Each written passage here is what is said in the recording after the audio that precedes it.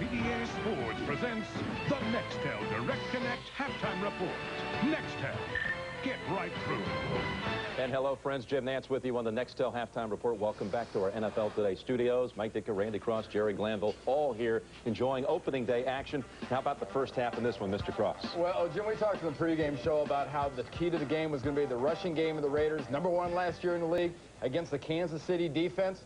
What do the Raiders do? They come out throwing the ball. Fourth play of the game, interception for a touchdown the other way. Emotionally, the Raiders look flat, and Kansas City and Dick Vermeil are pumped. All right, there are some big-time offenses struggling out there here in the opener, but not the case in the Colts-Jets game. Fireworks all over the place, including just seconds ago. Edgerrin James got the Colts out early with a couple of touchdowns. And then, Mike, this happened just a few moments ago. Peyton Manning. Great pump by Manning. He hits Peyton down the middle for a touchdown.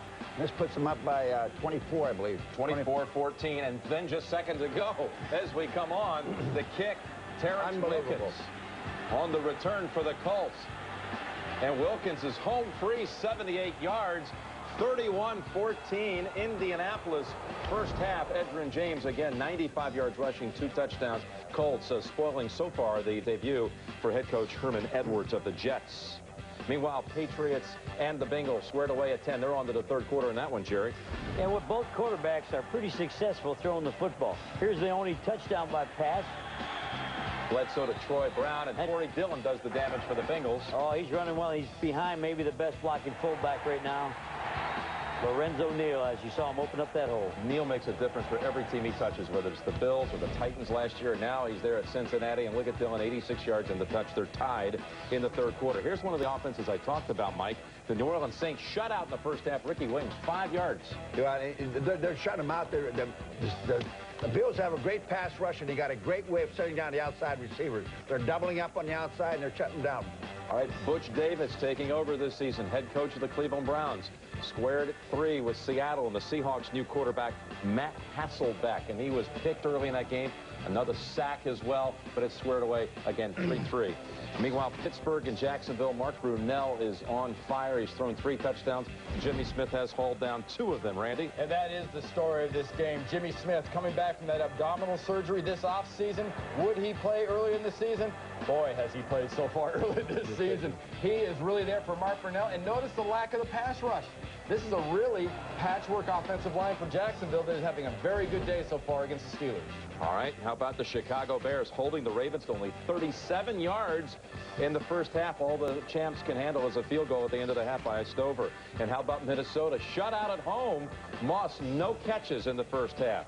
Tampa Bay and the Cowboys. Emmitt Smith, big-time struggles, -2 yards, but the Cowboys hanging in there with the Bucs, who are huge favorites. And Amon Green, the story of the day in this one, 133 yards rushing, including 2 touchdowns to stake the Packers in front 21-6 over the Lions. All right, when we come back, we'll check in on the U.S. Open men's final, which you'll see later today on CBS. A report from Dick Enberg and Patrick McEnroe when we return here on CBS in just a moment.